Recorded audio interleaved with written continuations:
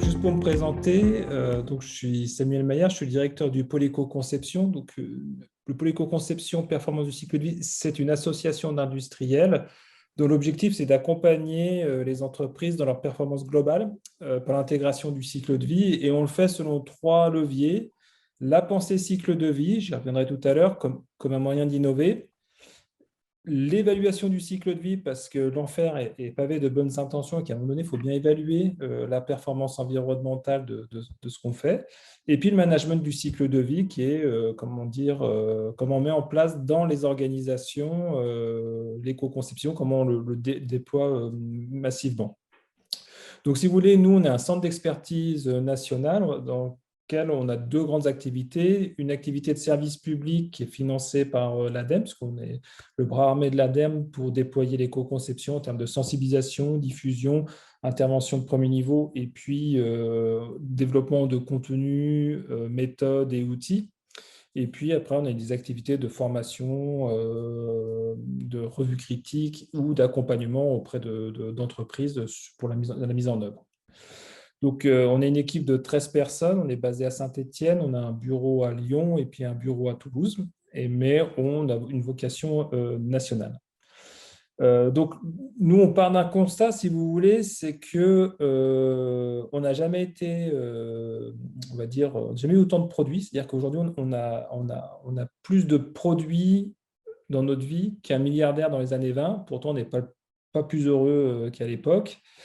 On n'a jamais été autant connecté, on ne s'est jamais senti autant isolé, et on se rend compte qu'il y a à la recherche de nouveaux paradigmes et en lien avec les limites planétaires et tout ce qu'on peut voir actuellement, que ce soit sur le changement climatique, mais sur les autres indicateurs qu'on peut suivre.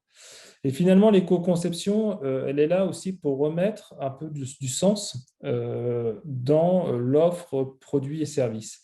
Et donc, c'est une méthode.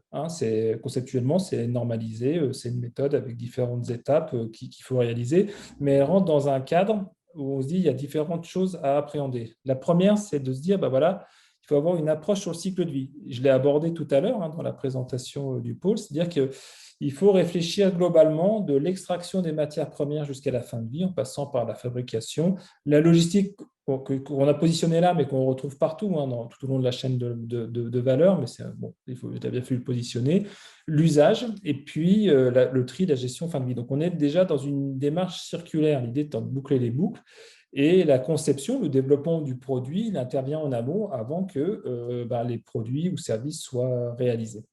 Et donc, c'est là où on a le maximum de degrés d'action et donc de limitation, on va dire, ou de prévention des impacts à la source. Le deuxième point qui est important, c'est qu'on n'est pas uniquement focalisé sur une approche carbone, par exemple. L'éco-conception se définit par rapport à une approche multicritère, c'est-à-dire sur différents indicateurs environnementaux. Là, je vous en ai cité 8, mais on a jusqu'à 20 ou 30 catégories d'impact sur l'environnement. Donc là, c'est les plus classiques.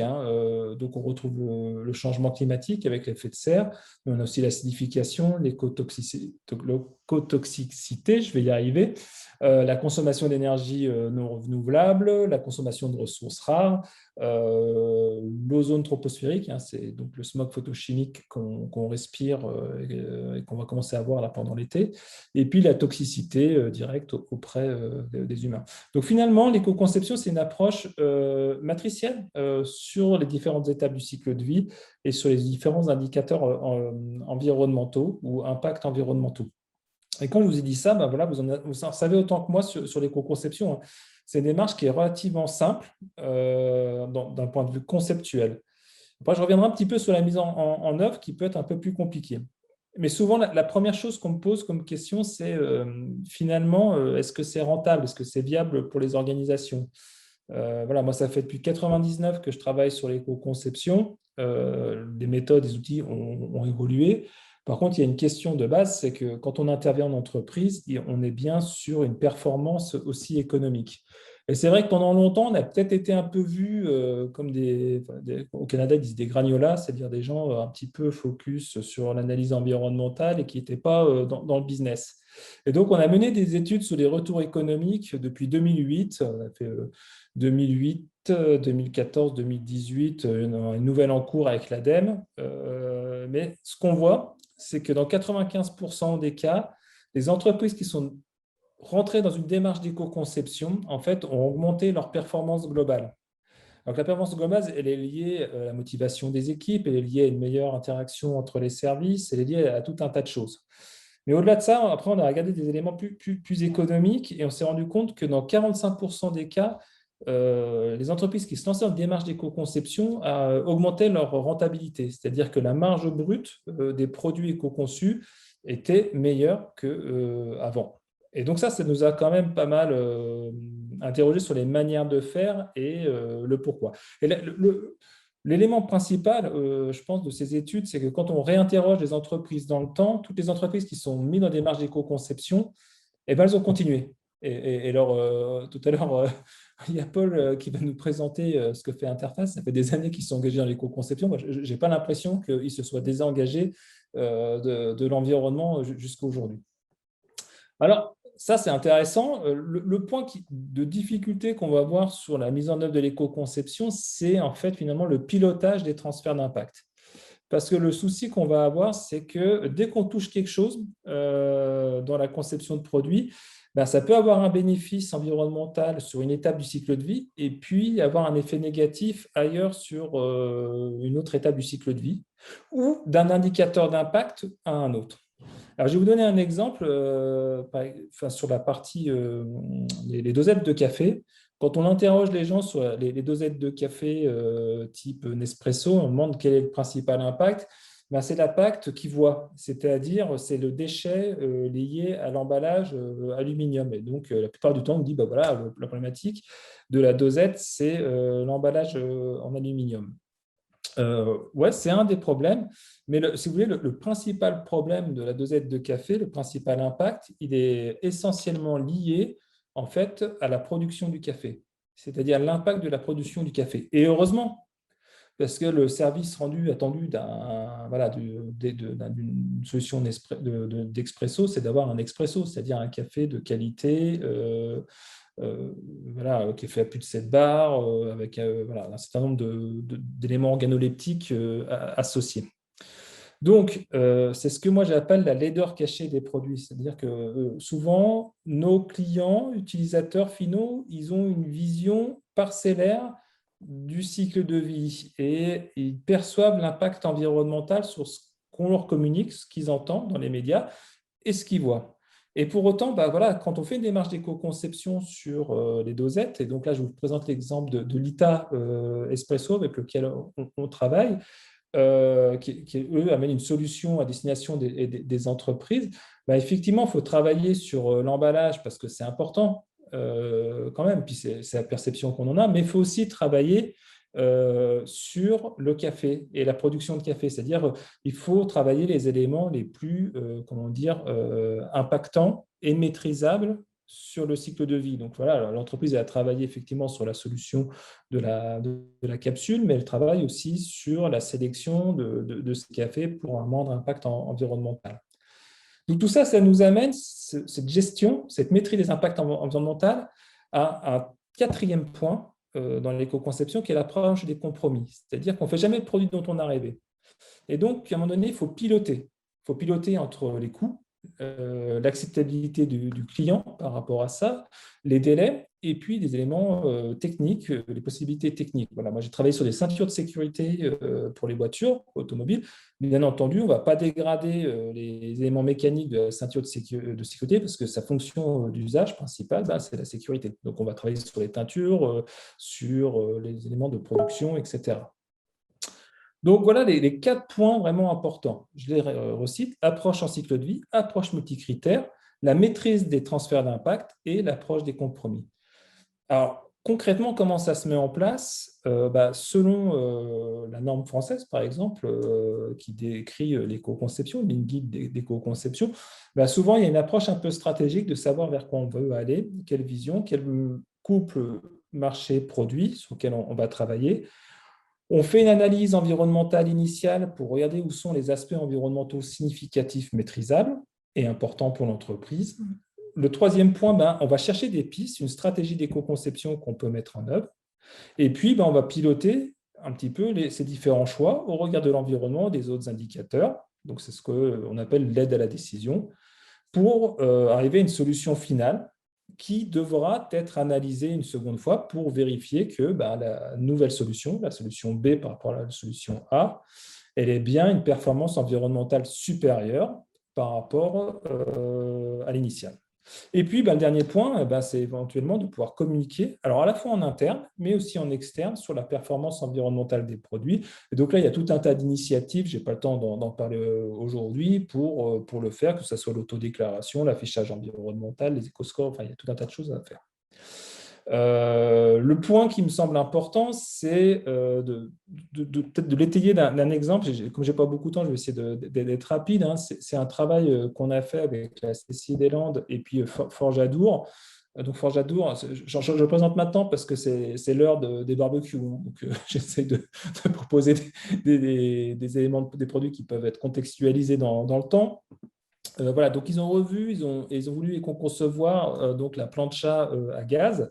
Et en fait, quand on a fait l'analyse initiale, alors on le voit avant-après, alors il y a eu un projet design. Je ne vais pas rentrer dans la partie design d'usage, je vais plutôt parler de la partie environnementale qui nous intéresse. Donc, il y a eu un premier profil environnemental qui a été fait, c'est celui qui est en vert à gauche, enfin, voilà, je n'arrive pas à dire quel vert c'est, turquoise. Et en fait, on voit que le principal impact, il est à l'usage. Il est à l'usage parce que c'est un produit qu'on va appeler actif, c'est-à-dire qui va amener des consommations en phase d'usage. C'est le principal impact dans le temps, parce que c'est un produit qui est relativement durable. Donc, la reconception du produit, finalement, l'entreprise, elle a revu le design, il est un peu différent. Donc, on n'a pas tellement gagné sur la partie matière première, mais ce qui a été fait, c'est que là où avant on achetait, on va dire, sur catalogue des brûleurs, l'entreprise a développé ses propres brûleurs pour mieux répartir la chaleur et donc diminuer la consommation de gaz à l'usage. Et les contraintes liées à ça, hein, parce que qui dit consommation de gaz, ça veut dire qu'il faut qu'on change la bonbonne, c'est à la fois un coût et puis ce n'est pas très agréable parce qu'on n'a jamais le gaz quand il faut, etc. Et donc, il y a un aspect environnemental, une diminution, et puis il y a un aspect compétitif, c'est-à-dire que finalement, le projet d'éco-conception a amené une innovation interne qui n'est pas forcément visible par le client directement, mais qui lui permet de se différencier par rapport à ses concurrents. Et donc, je voulais conclure sur ce point-là, finalement, sur la partie communication, je l'ai fait rapidement tout à l'heure. Si on veut valoriser les projets d'éco-conception, on ne fait pas tout n'importe comment. Il faut étayer, il faut être transparent, traiter des vrais enjeux. Donc, il y a un aspect de pertinence de ce sur quoi on va discuter. J'avais vu un exemple aux États-Unis de cigarettes à base de tabac d'origine biologique. Ok, c'est bien pour l'environnement de faire du tabac d'origine biologique, mais je ne suis pas sûr qu'on traite du vrai problème. Et à contrario, on pourrait penser qu'elles sont moins mauvaises pour la santé parce qu'elles sont d'origine bio.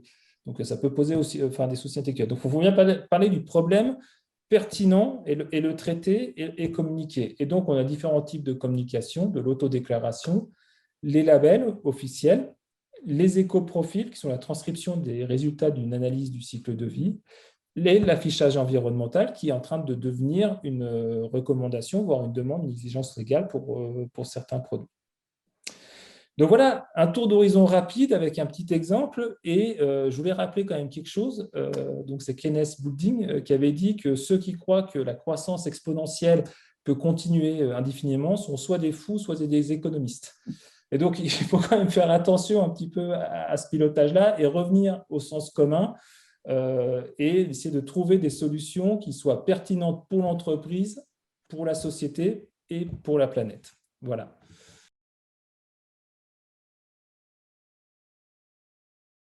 Je vais présenter le travail d'interface qui est engagé depuis 1994 en fait, dans les démarches de développement durable et qui a fait beaucoup de modifications de produits et process. Et donc les deux cas que je vais présenter, c'est d'éco-conception mais avec une inspiration biomimétique. Et puis après, mais je peux citer aussi des avancées qu'on a faites qui sont plus classiques, on va dire. Je vais commencer par me présenter très rapidement et puis présenter l'entreprise et ensuite donc, vous montrer ces exemples.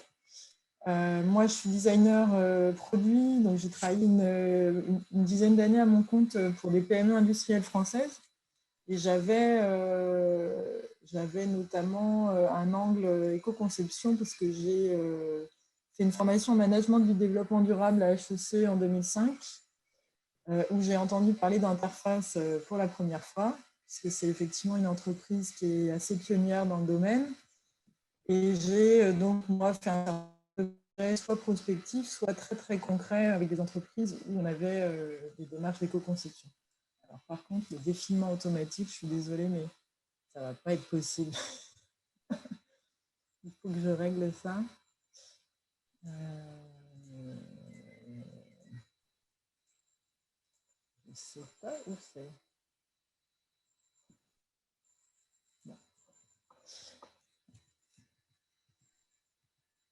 Donc, l'entreprise Interface, c'est un leader mondial du revêtement de sol qui est fabricant essentiellement à l'origine de moquettes et qui aujourd'hui intègre un fabricant de caoutchouc et des dalles de LVT, c'est-à-dire de vinyle. Donc, c'est a priori des métiers qui sont extrêmement dépendants du pétrole et qui généraient à l'époque où ils ont commencé leur démarche, qui générait beaucoup de déchets en décharge. Donc voilà, avec une présence mondiale, avec des sites de production qui sont dispersés par grandes zones régionales dans le monde, c'est-à-dire que les produits ne traversent pas le monde entier, mais l'offre de produits est présente dans le monde entier, mais avec des productions régionales. Donc, il y a le directeur Ray Anderson en 1994 s'est engagé parce qu'il a un client qui lui a demandé ce qu'il faisait pour l'environnement. Et en fait, il s'est aperçu à cette occasion qu'il respectait seulement la loi et qu'il n'avait rien à répondre, en fait. Et il a lu The Ecology of Commerce, qui est un livre de réflexion sur la linéarité en fait, du système économique actuel, c'est-à-dire prendre des ressources, les transformer, les vendre, les consommer et les jeter, et qui remettait en cause donc, ce scénario-là comme étant quelque chose qui n'avait pas de sens à long terme. Et il a été extrêmement marqué, enfin, ça a vraiment été un tournant, lui, dans son expérience de gestion de l'entreprise. Et il s'est mis dans une optique avec le board de l'entreprise, donc c'est vraiment venu de la tête, dans une optique zéro impact négatif, avec beaucoup d'ambition, mais à très long terme. Et donc de passer d'une logique prélever, fabriquer, jeter à un modèle circulaire, et de transiter d'une économie extrêmement intense en pétrole, qui est celle de la moquette, vers une entreprise responsable qui n'aurait pas d'impact négatif sur l'environnement. Donc, il s'est engagé à être zéro impact en 2020, à l'époque, avec donc, ils ont fait le parallèle à l'époque avec le fait de gravir une très grande montagne dont on ne voit pas le sommet, on ne sait pas comment on va arriver en haut, mais petit à petit, on grignote les kilomètres. Et ils ont appelé ça Mount Sustainability. Et donc, ils ont décidé d'attaquer sur 7 fronts.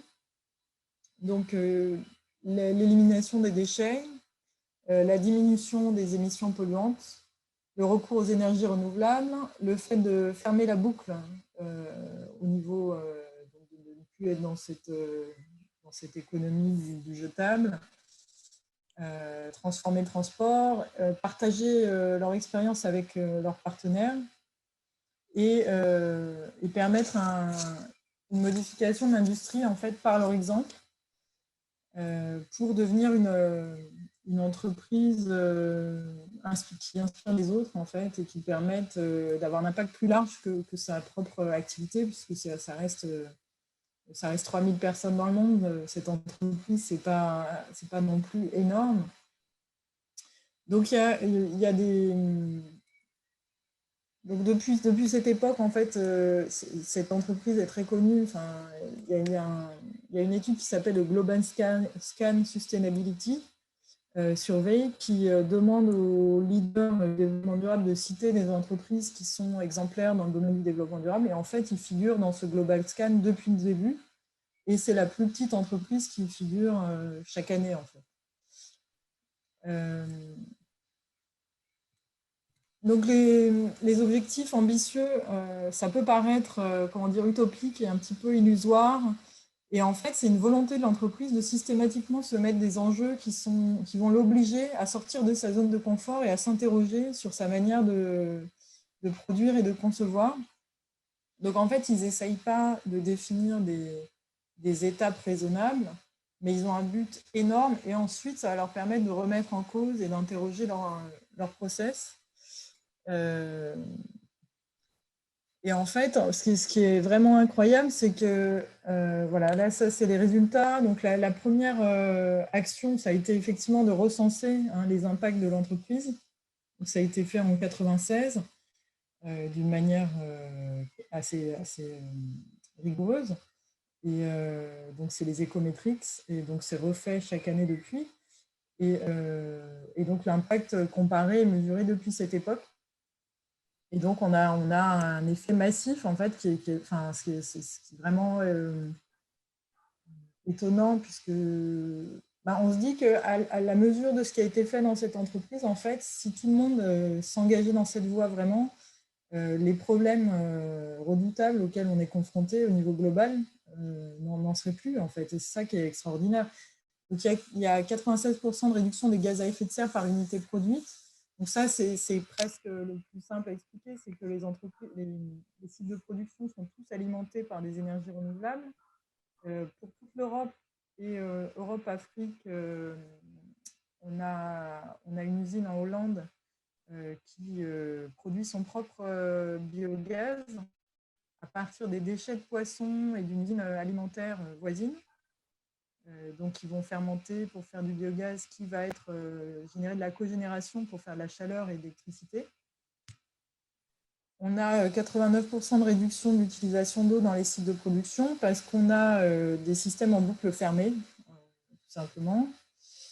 Maintenant, on intègre énormément de matériaux d'origine recyclée, à tel point qu'on a beaucoup travaillé avec les fournisseurs. Alors, les premières étapes, enfin, pour revenir sur le monde sustainability là, et les différentes étapes. Et la toute première étape, ça a été de traquer les déchets, aussi bien dans les phases de production qu'au moment de la pose, etc., des moquettes. Et ça a déjà permis de faire pas mal d'avancées. Et puis ensuite, on a travaillé énormément avec les fournisseurs de fibres. Parce que la moquette, c'est comme un textile, en fait, un textile qui a un dos, d'habitude, c'est goudronné. Bon, mais là, maintenant, ça a pas mal changé. Et donc, on a travaillé pour éliminer d'abord toutes les substances hasardeuses ou qui risquaient d'être nocives ou qui étaient reconnues comme nocives. Et puis ensuite, ça nous a permis de réduire le nombre de fournisseurs, puisque les fournisseurs qui ne voulaient pas s'engager dans cette démarche étaient éliminés. Du coup, on a pu se concentrer sur un nombre de fournisseurs plus réduit qui, eux, du coup, ont pu avoir un engagement à nos côtés beaucoup plus grand, puisqu'ils avaient une quantité à fournir qui était plus importante. Et on a encouragé comme ça nos fournisseurs à monter une usine entière de recyclage de fibres, de la qualité de fibres dont on a besoin, d'identifier les ressources de ces fibres-là dans les chutes, dans les déchets industriels et les déchets domestiques, pour avoir suffisamment de matières premières à recycler. Et moyennant quoi, nous, on avait garanti 50% de l'achat de tout ce qui sortait de cette usine pendant un certain nombre d'années, avec une exclusivité dans notre domaine d'activité. Mais aujourd'hui, c'est ouvert, c'est la fibre Econil, en fait. La fibre Econil, maintenant, on la retrouve y compris chez tous nos concurrents fabricants de moquettes, mais aussi chez Prada. Enfin, il y a beaucoup de maillots de bain, par exemple, qui intègrent de l'Econil, etc. Donc, c'est là où nous, notre impact, notre démarche personnelle, elle va avoir un impact beaucoup plus large, en fait, en faisant changer la filière. Ce qui est vachement encourageant parce que plus les gens vont être engagés dans des attentes vis-à-vis de leurs fournisseurs sur des fournitures plus environnementales, enfin, qui respectent mieux l'environnement, plus ce sera facile pour les autres de leur emboîter le pas et de faire la même démarche. Donc il y a un effet bascule dont on peut espérer qu'il soit assez efficace. Et là, plus récemment, on vient de changer toutes nos sous-couches et on améliore l'impact de 30% avec des nouvelles machines qui sont capables de mélanger les sous-couches de manière homogène à partir de sources hétérogènes. Donc, qui nous permettent d'intégrer plein de matériaux biosourcés et de faire, alors d'aller encore plus loin, parce que nous, maintenant, on avait donc cet objectif 2020 qui a été plus ou moins réussi, c'est-à-dire que nous, on ne voit plus comment réduire sans faire inventer des nouvelles mutations. C'est-à-dire que la phase de pure réduction, elle est terminée. Et donc maintenant, on essaye d'intégrer des matériaux biosourcés pour faire du stockage de carbone en fait, dans les dalles. Et c'est ce qu'on commence à faire depuis 1 an et demi, d'avoir des produits qui correspondent à cette offre. Donc voilà, enfin, on n'a plus de produits mis en décharge. On est capable, nous, de recycler d'un côté la fibre, d'un côté la sous-couche pour refaire de la fibre vierge et de la sous-couche avec la même qualité que nos produits neufs. Du coup, on a beaucoup réduit l'empreinte carbone, forcément, mais avec le recyclage et les sources d'énergie différentes. Et donc, je vais vous montrer un exemple pour le coup d'éco-design, enfin de design qui a des impacts sur l'impact environnemental des produits. Et donc, en fait, pendant la mise en place de toutes ces démarches, comme c'était assez précoce, il n'y avait pas encore de conseils en développement durable, il n'y avait pas encore de conseils en éco-conception. Donc, qu'est-ce qu'ils ont fait? Ils se sont entourés d'un réseau d'experts qu'ils ont appelé l'Eco-Dream Team et qui, en fait, étaient des chercheurs, n'étaient pas forcément des gens du monde du business. Et notamment Janine Benyus, qui a écrit le livre qui fait référence en matière de biomimétique et qui, dans ce livre, en 1997, décrit comment la nature a déjà résolu la plupart des problèmes auxquels notre société est confrontée. Et qui propose de s'inspirer de la nature pour résoudre les problèmes humains, en fait. Et donc, elle faisait partie de cet Eco-Dream Team. Et en 1999, il y a des employés de différentes branches de l'entreprise qui ont ils ont fait des workshops, en fait, pour faire des ateliers biomimétiques, pour essayer de voir les choses autrement. Et donc, il y a eu une équipe de design qui est allée observer comment la nature couvrait les sols. Et en fait, de cette observation, ils ont tiré l'idée de faire des sols aléatoires, c'est-à-dire d'avoir une catégorie de formes qui se répète, mais de manière tout le temps différente, un peu comme les feuillages dans les sous-bois. Et ils ont conçu la première gamme au design aléatoire, qui s'appelle Entropie. Donc, c'est le produit qu'on voit là avec les rectangles. Et donc, qui permet, nous, on est fabricant de sols modulaires, c'est-à-dire qu'on fait des dalles de moquette de 50 par 50 cm ou de 1 mètre par 25 cm. Et donc, d'habitude, soit c'est l'uni, soit c'est des motifs avec des raccords, comme le papier peint. Et donc, ça va générer nécessairement des pertes, puisque quand vous devez faire un raccord de motif, vous ne pouvez pas utiliser les chutes que vous avez créées au bord du mur, etc., etc. Donc, ça génère de l'ordre de 14% de chute au moment de la pose. Et en fait, avec ces designs aléatoires, on n'a plus que 1 à 2% de chute à la pose. Donc, ça réduit drastiquement en fait, la quantité de produits nécessaires pour couvrir un sol. Et puis l'autre gros avantage, c'est que ces designs aléatoires, si vous changez une dalle qui est un petit peu usée au milieu d'un parterre qui est un petit peu travaillé déjà par l'usure, vous n'allez pas le voir parce qu'il n'y a pas cet effet d'uni. Et donc, ça permet un entretien beaucoup plus facile, une rénovation des sols beaucoup plus facile, puisqu'on peut faire de la maintenance en continu en enlevant n'importe quelle dalle et en la remplaçant. Et donc, ce produit, qui a été créé en 1999, a fait qu'en 2003, plein d'autres gammes ont été sorties avec le même principe de design et qu'aujourd'hui, c'est 25% de nos portefeuilles de produits qui sont conçus avec des designs aléatoires. Alors là, il y a un exemple à gauche qui est non seulement un design aléatoire, mais qui est aussi ce que nous, on appelle biophilique, c'est-à-dire qui s'inspire de la nature pour son style, pour le ressenti après de l'utilisateur, et qui va proposer plusieurs textures qui peuvent être posées les unes à côté des autres pour créer des dégradés de textures. Ça, c'est une autre caractéristique de l'entreprise, c'est que la démarche environnementale qui a été faite à tous les niveaux en interne elle existe aussi dans la proposition de mode de vie, finalement, qui est proposée dans les gammes de produits. Donc ça, c'est d'autres exemples de design aléatoire. Et puis, cet exemple-là, alors qui est une tentative précoce de faire un produit très poussé au niveau de l'éco-conception, puisque là, on est sur de la fibre à base du rilsan, donc qui est une fibre à base d'huile végétale, en fait, et qui est produit, qui est d'origine 62% biosourcée, avec une sous-couche qui était composée avec une grande partie de résine de bois. Et en fait, c'est un petit peu, pour la sous-couche, etc., c'est un petit peu ce que là, maintenant, on a généralisé quelques années après. Donc l'entreprise, elle fait aussi des produits un peu pilotes qui parfois même, il y a des projets aussi qui s'arrêtent, c'est-à-dire que l'entreprise fait aussi des erreurs, mais elle fait des tentatives. Et en fait, on voit que c'est assez cyclique, c'est-à-dire qu'elle fait une tentative comme ça, qui ne va pas être forcément un grand succès commercial, mais qui va permettre de pousser les process, de pousser la réflexion beaucoup plus loin. Et puis, c'est finalement 5 ans, 6 ans après qu'on va réintégrer la même démarche, mais de manière beaucoup plus raisonnable, beaucoup plus rationalisée, dans l'ensemble des produits. Et donc, elle avait fait dans le même esprit des tentatives de produits tissés, parce qu'à un moment donné, on a un programme aussi de recyclage de fibres à partir de filets de pêche, en collaboration avec des communautés locales.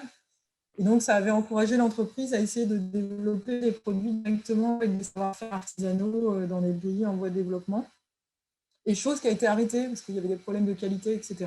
Mais ils ont gardé des filières de recyclage de filets de pêche par des communautés locales en collaboration avec des organismes de protection des fonds marins qui vont permettre de sécuriser des zones et de fournir des revenus et des programmes de micro-développement à des communautés locales. Alors, un autre exemple de biomimétique appliquée dans cette entreprise donc sur ces problématiques de revêtement de sol, c'est que les produits sont collés normalement. Et que la colle, dans les analyses de cycle de vie, alors tous nos produits font l'objet depuis 10 ans d'analyses de cycle de vie. Enfin, je dis 10 ans, mais je pense que c'est encore plus, en fait. Je ne sais pas quand est-ce que ça a commencé. Mais tous nos produits sont l'objet d'analyses de cycle de vie. Donc, nos ingénieurs maison, en fait, si on leur dit « mais pourquoi on ne fait plus de moquettes imprimées, on a des concurrents qui le font », ils vont expliquer, ils savent tous. Dire pourquoi, d'un point de vue environnemental, c'était moins bien, etc., pourquoi on a pris la décision de changer. Et donc, une des problématiques qu'il fallait régler, c'était cette histoire de colle, puisqu'elle occasionne des solvants. Alors, nous, on ne fabrique pas les colles, mais c'est induit par l'utilisation de nos produits. Et donc là, c'est de nouveau cet Eco Dream Team, en fait, qui a planché sur... c'est des biologistes, en fait, qui ont planché sur la problématique de la colle. Et en s'inspirant du gecko, ils ont inventé des pads adhésifs, là, qu'on voit, c'est des petits carrés qu'on met au coin des dalles de moquette et qui vont créer un tapis géant. Alors, la similarité avec la pâte du gecko, c'est qu'en fait, ça colle super bien de front, mais que quand on pèle la colle par le côté, ça s'enlève très facilement. Et la pâte du gecko, ce n'est pas de la colle, hein, c'est des micro-poils, mais qui ont cette propriété aussi que sur un angle frontal, il y a une extrêmement bonne adhérence. Et puis quand il relève la pâte, il va pouvoir la retirer très facilement. Et du coup, on crée des tapis où la face collante, elle n'est que contre la moquette. Donc le sol reste totalement intact. Donc c'est comme une pose flottante. Et ça va permettre aussi d'intervenir. Donc là, c'est aussi une innovation, on va dire, environnementale, mais qui a des effets secondaires positifs, qui fait boule de neige, un petit peu comme le design aléatoire qui allait permettre un meilleur entretien, donc une meilleure durabilité du sol, des designs innovants, etc. Là, ça permet donc d'avoir moins de solvants, moins de poids de colle. Et ça permet aussi un échange des dalles très facile.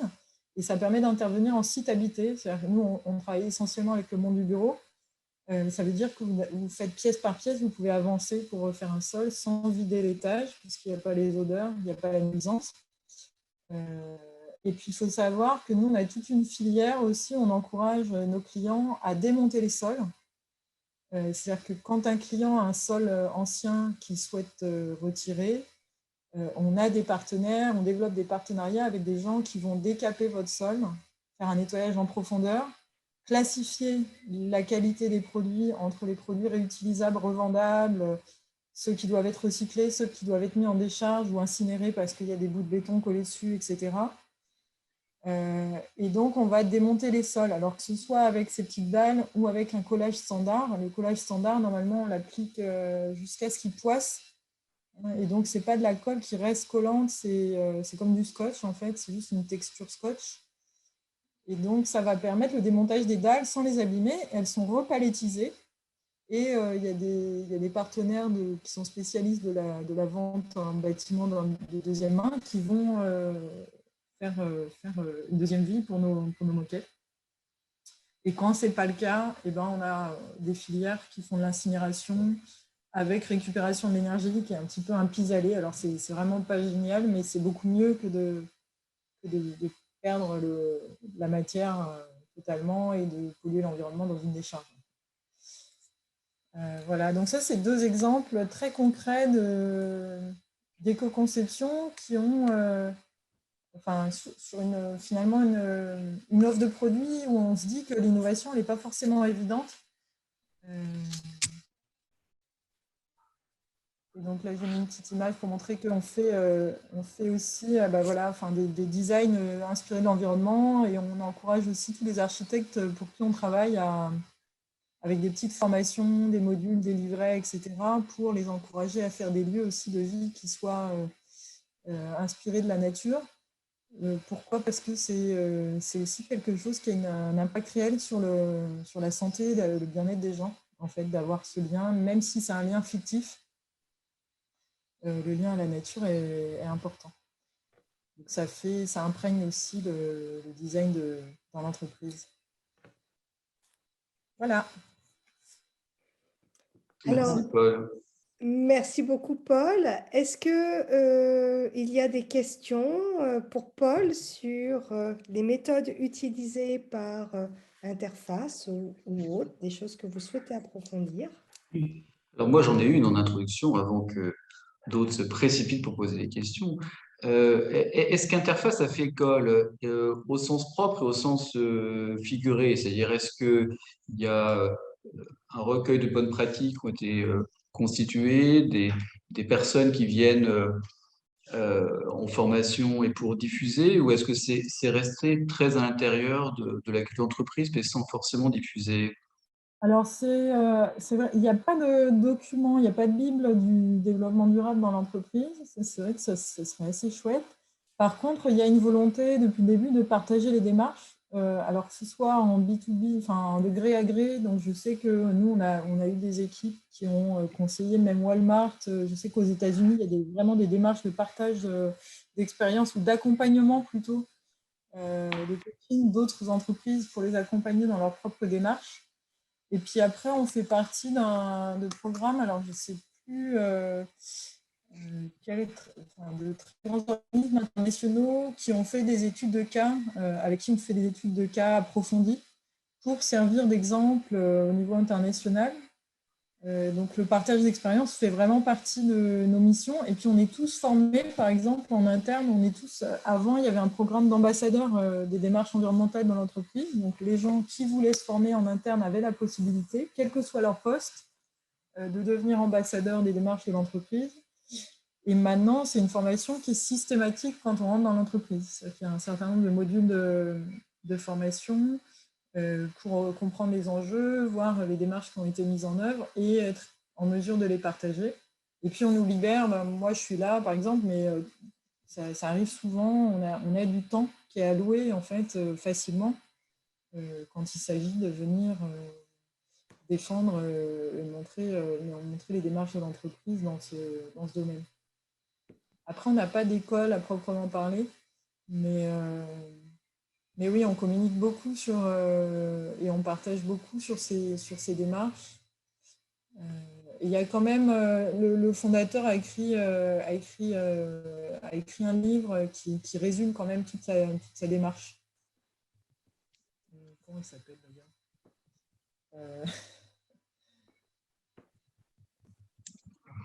Et est-ce qu'il y a des brevets ou des éléments de propriété intellectuelle qui sont liés à ces démarches d'éco-conception, puisque dans un monde où l'environnement va prendre une place de plus en plus importante, y compris dans les critères extra-financiers, est-ce qu'il y a une volonté de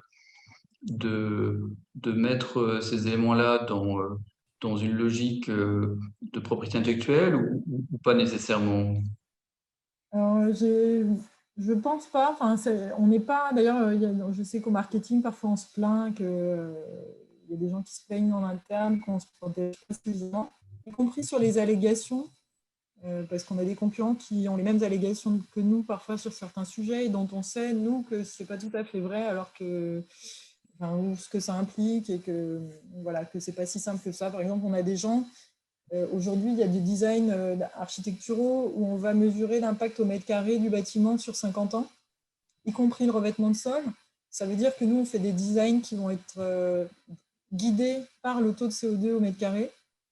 Et on sait qu'on a des concurrents qui vont faire des bilans carbone de leurs produits en assumant que 100% sera recyclé en fin de vie réutilisé. Alors qu'ils ont zéro filière, que nous, on en a une et que nous, on n'allègue pas ça. Nous, on allègue qu'on va le brûler en fin de vie avec récupération de l'énergie, parce que c'est le scénario qui est le plus commun aujourd'hui de nos jours, même si on fait beaucoup de travail, nous, pour développer d'autres filières, on sait que ça reste moins fréquent. Et donc, on fait parfois damer le pion sur des chantiers où, en fait, on devrait être meilleur. Enfin, donc, du coup, je pense que sur le côté propriété intellectuelle et protection, n'est pas très fort. Mais par contre, en fait, comme on est continuellement en innovation, donc, ce qui vient de l'étape d'après, donc c'est ce que je disais, c'est la séquestration carbone à l'intérieur des produits. Donc, on vient de lancer des produits où la sous-couche, elle est garantie carbone négatif, c'est-à-dire qu'elle va générer moins de carbone atmosphérique par sa production jusqu'à la porte de l'usine. C'est donc de la ressource première jusqu'à la porte de l'usine. Elle génère moins de CO2 atmosphérique que le CO2 venant des plantes, donc le carbone végétal qu'elle stocke. En ayant sélectionné des ressources végétales renouvelables qui donc sont supposées restocker la même quantité d'année en année sur le site de culture en fait. Et donc ça, c'est notre prochain objectif et ça fait qu'on a investi des dizaines de millions d'euros dans des nouvelles chaînes d'induction de sous-couches. Or, c'est des choses qui peut-être dans l'immédiat sont des surcoûts mais qui souvent derrière vont nous amener des innovations soit techniques, soit formelles, soit de positionnement. Comme je disais, là, on n'a pas encore les certificats. On n'a pas optimisé en fait nos arguments commerciaux en France par rapport aux exigences des. Vous savez qu'il y a des normes de FDES, les fiches de déclaration environnementale sont spécifiques à l'Europe ou à la France, etc. Et comme nous, c'est une boîte américaine, on a parfois du retard à l'allumage pour avoir la documentation la plus ad hoc pour le marché français. Mais en définitive, on finit par on tire des bénéfices du fait d'être innovant tout le temps, en fait.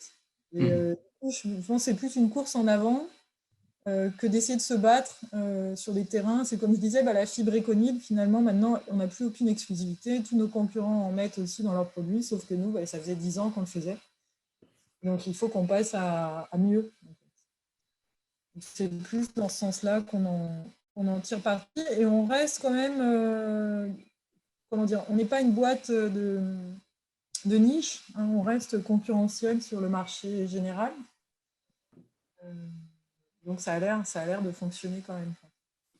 Après, j'ajouterai un commentaire à ce que vous avancez, Paul, c'est que depuis 1994, c'est un processus que vous avez entamé. Donc, par rapport à des entreprises, vous avez 20 ans d'avance.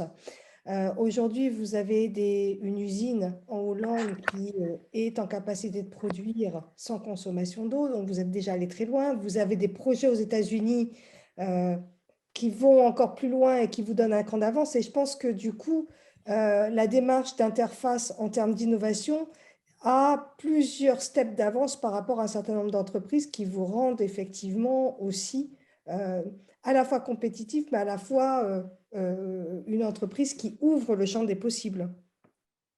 Oui, ça c'est vrai, mais c'est vrai que la question de savoir comment nous on rentabilise cette position, elle est pas si évidente. Alors, mais par exemple, en ce moment, avec le prix de l'énergie, notre usine en Hollande, elle consomme du poisson et des déchets de chocolat, quoi. Elle consomme ni gaz, ni pétrole, ni électricité externe. Donc d'habitude, c'est une électricité qui coûte plus cher que la moyenne. Sauf que, par exemple, la nouvelle machine d'induction qu'on a commandée en Suisse, qui a été conçue sur mesure pour nous, bah, elle consomme 50% de moins que d'habitude, que celle d'avant. Et c'est une machine innovante parce que nous, on a poussé notre fournisseur à l'innovation. Et donc, effectivement, cette machine, elle sera disponible pour d'autres plus tard, mais ils auront 3-5 ans de retard sur l'achat de ces machines-là. Et en attendant, bah, on a stabilisé finalement le prix de notre fourniture de gaz. Donc, je pense qu'il y a des bénéfices comme ça. Aux États-Unis, l'usine de Lagrange, qui est le site historique, en collaboration avec la ville, c'est une ville énorme, il n'y avait pas de récupération du méthane dans la décharge municipale. Donc, ils ont mis en place un énorme programme où nous, on n'achète que 10% finalement du gaz disponible, mais toute la zone industrielle où on est achète ce gaz-là aussi. Enfin, je pense que ça crée un écosystème autour de nous. Alors, c'est pas des bénéfices à courte vue immédiats sur un projet, quoi. Mais le fait d'avoir des partenaires fibres, par exemple, qui sont en nombre très réduit, ça permet d'avoir une collaboration beaucoup plus poussée avec eux.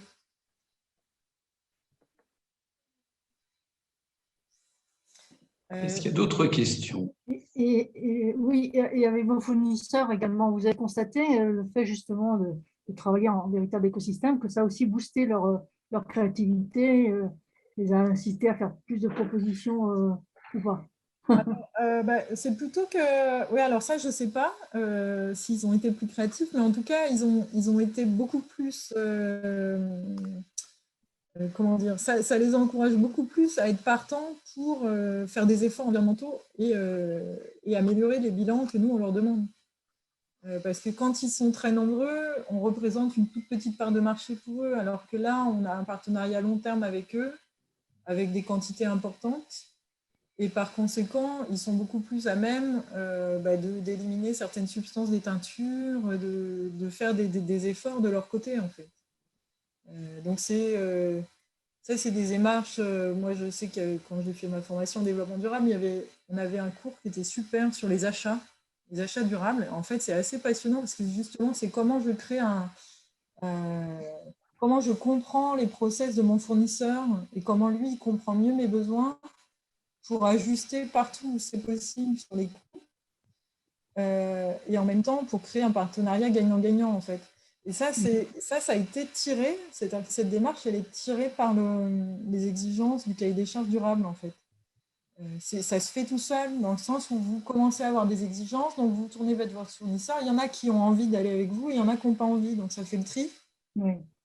Et du coup, le dialogue se noue d'une manière beaucoup plus profonde sur les matériaux, sur les sources d'approvisionnement, etc.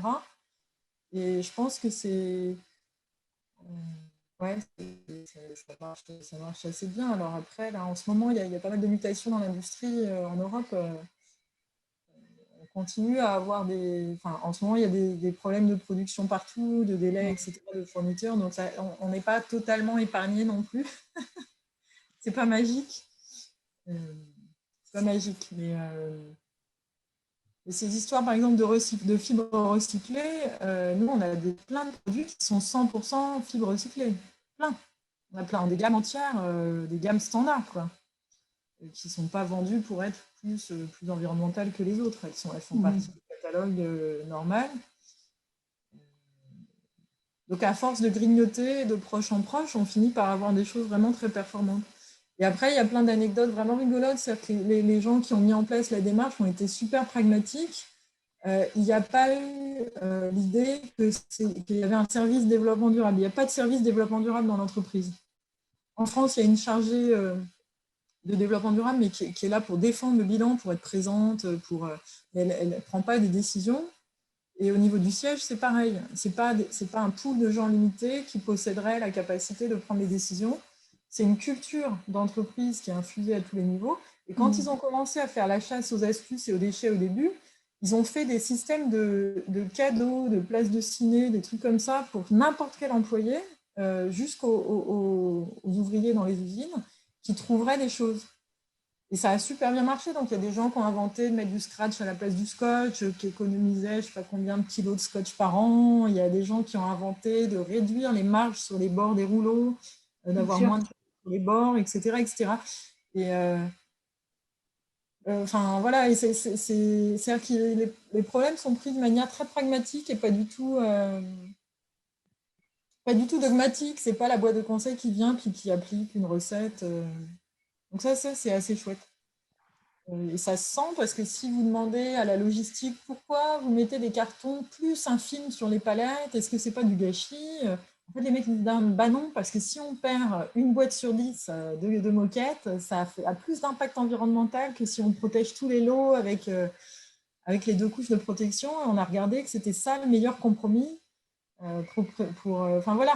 Et tout est fondé en fait. C'est assez satisfaisant. D'autres questions pour Paul? J'en avais encore une autre, si je peux me permettre.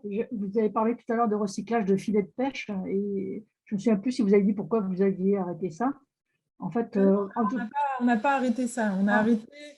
Ça avait inspiré un programme avec des communautés locales, un autre programme, un deuxième, qui était de tisser des sols en fibres naturelles. Et c'est ça qu'on a arrêté. D'accord. Et les filets de pêche, ça s'appelle Network. Ça existe toujours. C'est avec le Zoologic National Society de Londres, qui, eux, sont garants de choisir des zones de côte exception, des zones coralliennes, des zones comme ça. Et pour les préserver, en fait, ils vont fédérer des communautés locales, développer l'économie, des micro-programmes de culture vivrière ou de culture de crevettes durables et autres, un peu comme dans le microcrédit, sauf que l'alimentation de l'argent régulier va être garantie par la collecte de filets de pêche usagés. Bien sûr. Et ça va permettre de fédérer des groupes qui, eux, ont une activité avec donc cette société anglaise et une autre société qui est spécialisée, enfin une association dans l'aide au développement. Donc, et ça, c'est pas nous, mais c'est notre contribution, le fait que nous, on garantisse l'achat de ces filets qui va générer de ces actions. Et du coup, ça a débordé sur un autre programme qui s'appelle, dont j'ai oublié le nom, mais c'est avec Dell et d'autres grosses compagnies, sur l'idée de recycler les plastiques océaniens, des océans, et de réfléchir au niveau de l'éco-conception des produits à ne pas à concevoir des pièces qui finiront jamais comme plastique océanique. D'accord. Et ça a un autre nom. On fait partie du coup d'un groupe. Donc ça fait partie des choses, comment dire, où on initie, on a des initiatives et où on va entraîner d'autres gens dans la.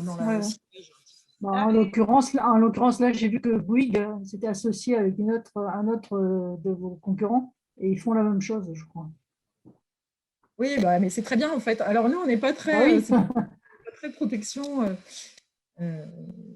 mais non, mais là, ce qu'on fait de vraiment nouveau, là, j'ai quelques slides après, là, c'est que notre nouvelle ambition 2040, c'est Climate Take Back. Donc, c'est comment on va être une entreprise restaurative. Au lieu de se dire on va réduire notre impact négatif, maintenant, on se dit comment on va avoir un impact positif.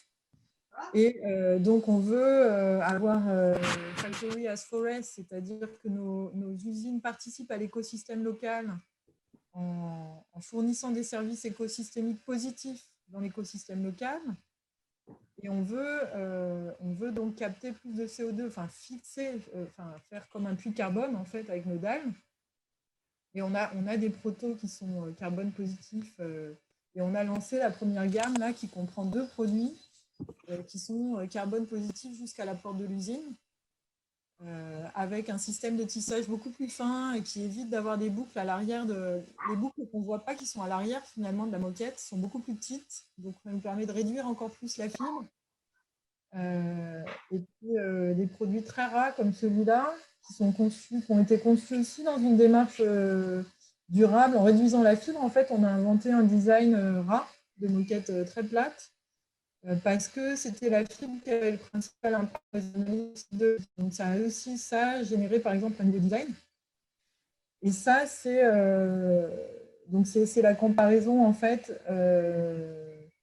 de moquettes, de la toute dernière, là, la plus performante qu'on vient de lancer, par rapport au poids de CO2 des modèles de l'époque précédente de notre production. Et ça, c'est un projet qui était guidé par le carbone. Moi, je vais faire des plans en me disant j'ai droit à 10% de rouge.